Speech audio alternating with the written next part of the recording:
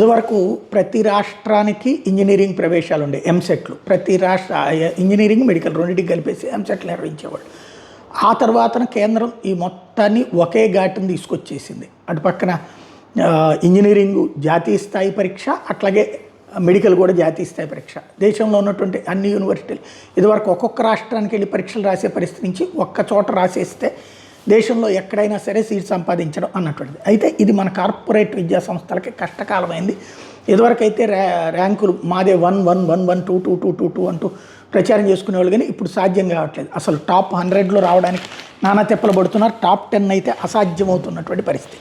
అయితే ఇప్పుడు మరొక సీరియస్ నిర్ణయం తీసుకుంది కేంద్ర ప్రభుత్వం.